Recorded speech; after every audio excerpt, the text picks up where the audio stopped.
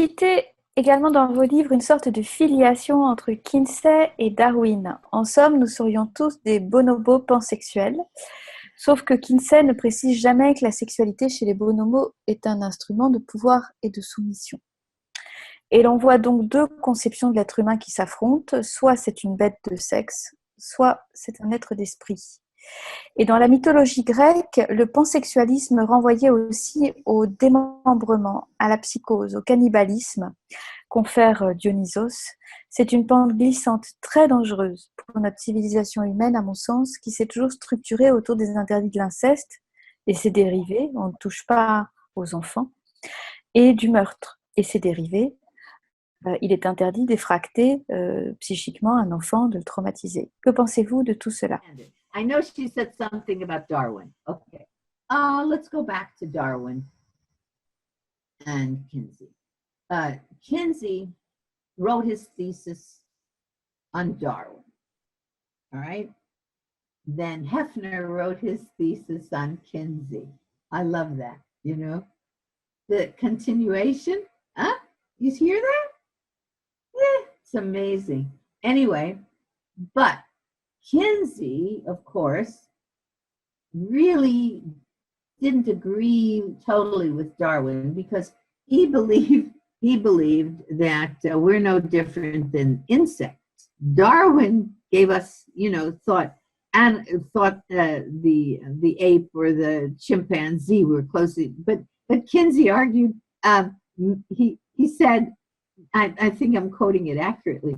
Measuring the sexuality of human beings is, quote, no different than measuring the wingspan of an insect, end quote. Okay, that's your expert who's taught the world about human sexuality. It's no different than measuring the wingspan of an insect. Okay, well, fine. So from there, yes, you know, we were, look, we're spiritual beings. We are spiritual. When we move away from the soul and the spirit, and I haven't been a religious person. I mean, I wasn't raised a religious person, but that's obvious. When we lose that capacity to recognize the needs of our souls, and when we become fragmented, mentally fragmented, spiritually fragmented, we lose our humanity. Right. It's all about psyche, fragmentation, and trauma. Yeah. Basically. And absolutely, the trauma is the issue. Those are the insults to the human brain, mind, memory, body. Yeah, and the society cannot withstand that, you know, when it's en masse. And that's what's happening through the schools and through the television now, not television, the internet. I keep using old terminology, television. What was that? Yeah. Through the internet, this kind of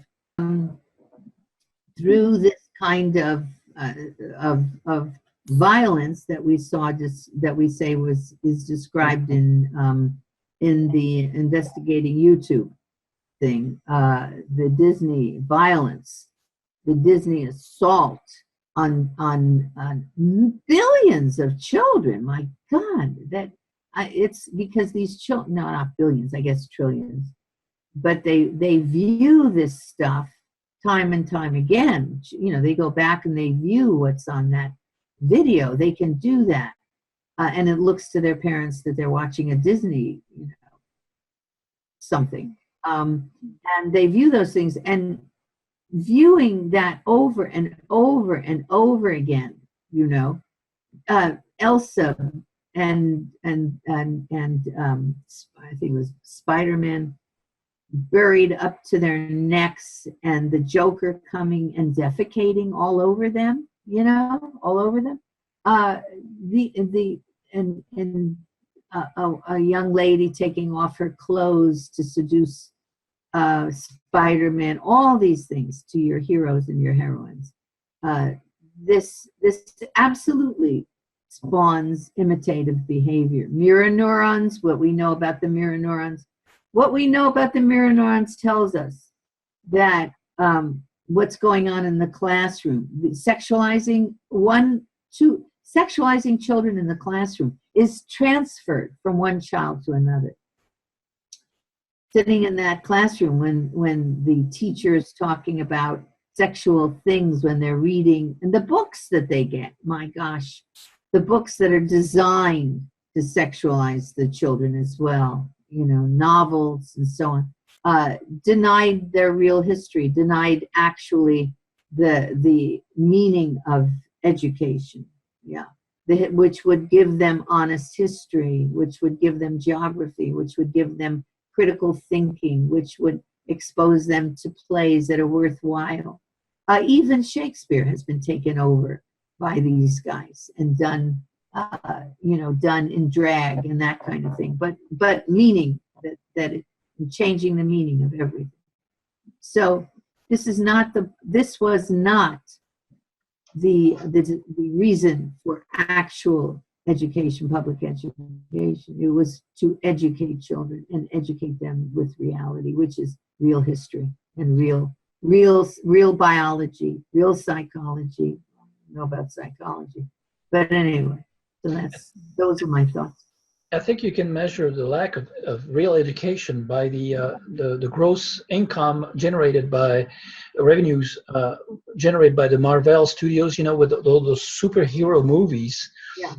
In tights with superpowers and so forth, and I think it's over 10 or 11 billion dollars in the Marvel Studios. It's just crazy, So I mean, I wonder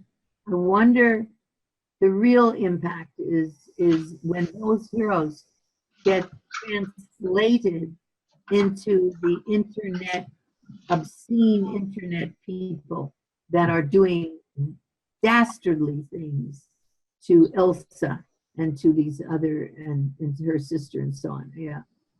Those heroes, those Marvel heroes on the big screen, transposed into the dastardly, horrible people in the internet Disney material. That's where the children will be corrupted totally. Mm-hmm.